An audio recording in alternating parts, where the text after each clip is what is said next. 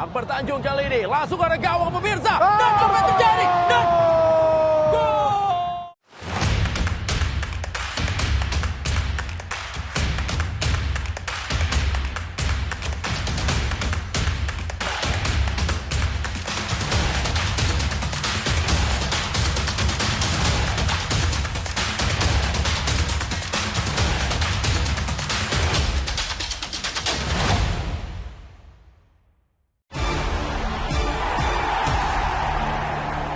Ya, seperti yang saya bilang tadi bahwa Persija bermain dengan formasi yang lebih sama.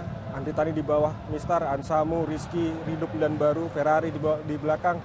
Kemudian kita lihat Firza, Reski, Fandi, Hanif, dan Rio Fahmi. Ya.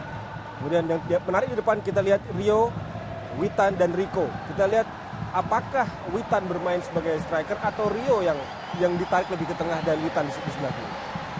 Sudah kita perhatikan bagaimana susunan pemain yang diturunkan oleh pelatih Thomas Doll untuk laga ini. Dan tetap menaruh beberapa pemain kunci yang memang sudah dipasang sejak pre-season lalu oleh pelatih Thomas Doll untuk Persija Jakarta. Sementara langsung saja kita lihat juga susunan pemain dari PSM Makassar dengan pelatih mereka Bernardo Tavares. Iya, Bung Rendra, mereka bermain dengan formasi 3-4-2-1 di mana 4 pemain gelandang yang diturunkan berkarakter sebagai pekerja keras ya. Di sana ada Kenzo Nambu, Akbar Tanjung, William Plaim, dan Ananda Raihan. Artinya PSM akan mencoba membendung Persija melalui penguasaan lapangan tengah. Sudah kita lihat bagaimana susunan pemain yang diturunkan tentunya oleh tim dari PSM Makassar. Kick-off baru saja dilakukan oleh Wasit Agus Fauzan, Yunan Fernandes. Tidak terlalu banyak berubah memang skuad dari PSM Makassar di musim ini. Dipotong saja tadi dan sekarang mulai dikuasai oleh Yakob. Dan berhasil dimanfaatkan dan juga diamankan tapi oleh Andri Tani. Iya, keluar pada saat yang sangat tepat tadi Andri Tani. Karena terlambat sedikit, sangat berbahaya Yakob bisa mendapatkan bola itu. Sangat tepat keluarnya. Ya, berawal dari kesalahan, kemudian juga kontrol dari Yakob sendiri juga agak sedikit lebih terlalu jauh. Ya, Akbar Tanjung kali ini langsung ke arah gawang pemirsa. Dan apa yang terjadi? Dan gol!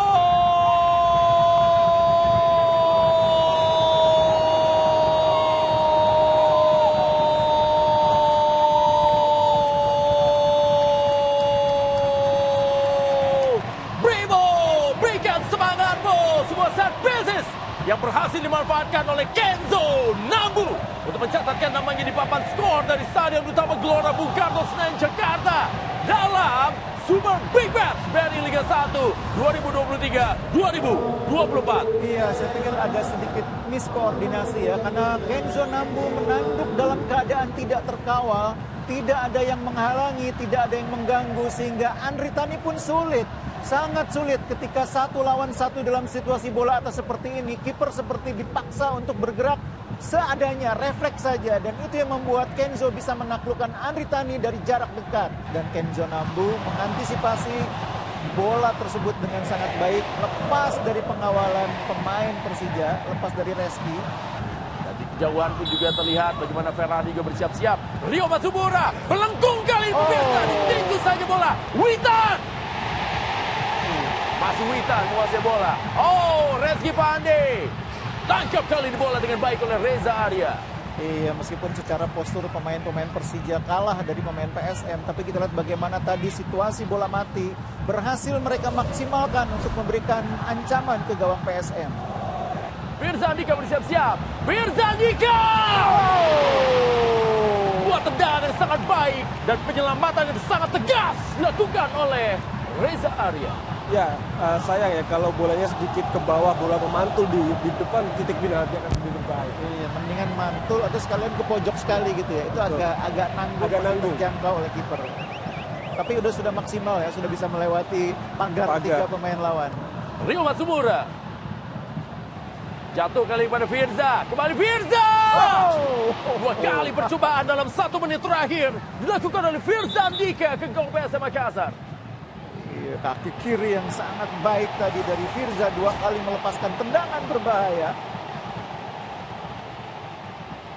Ya, inisiatif yang baik dari Firza ya, di mana dia melihat kekuatan kaki kiri, kemudian dia melihat celah di sana, dia mencoba untuk mengirimkan bola ke tiang jauh. Ya, Double team dilakukan oleh para pemain Persija Jakarta. Akbar Tanjung. Peluang tidak offside. Offside. Tapi tidak selamanya long ball itu jelek. Dan ini yang dilakukan oleh Akbar Tanjung ya. Dia melihat peluang dan dia memberikan long ball yang ke jantung pertahanan Persija Jakarta. Bahkan ini juga agak meragukan offside-nya ya. Tidak offside ya. Dan akhir dari pertandingan di babak yang pertama pemirsa. Juga tentunya buat anda yang ada di Bima. Inilah dia pertandingan di babak yang kedua.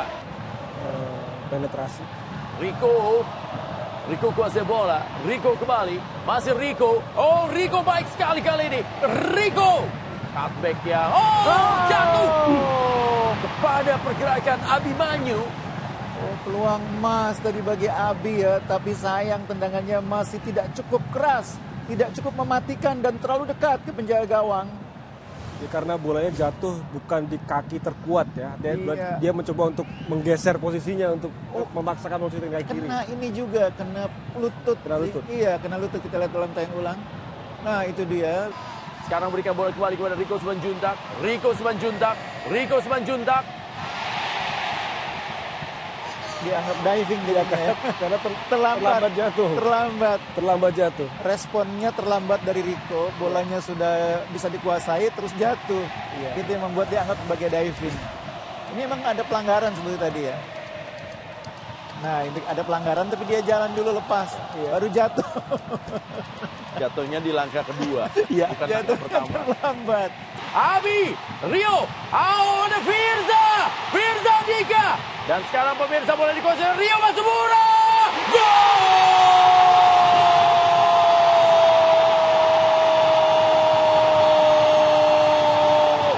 Sebuah tendangan blessing yang dilakukan oleh Rio Matsubura membuat Stadion Utama Gelora Bung Karno Senayan Jakarta yang berada di pusat kota Jakarta bergabung dengan gol pertama Persija Jakarta atas nama Rio Matsubura. Ya, ini memang kelebihan Rio Matsubura di mana tadi beberapa kali dia sempat melakukan shooting namun berhasil diblok dan kali ini dia berhasil melakukan placing dari luar kotak penalti dengan kekuatan bola yang tepat, arah yang tepat yang membuat Reza tidak melakukan gerakan apapun dan ini gol yang menurut saya luar biasa. Iya, di sini memang ada situasi di mana tadi Safrudin tampaknya ya yang sempat terjatuh yang membuat konsentrasi kedua tim sebetulnya bukan hanya PSM. Persija juga terganggu dengan situasi itu.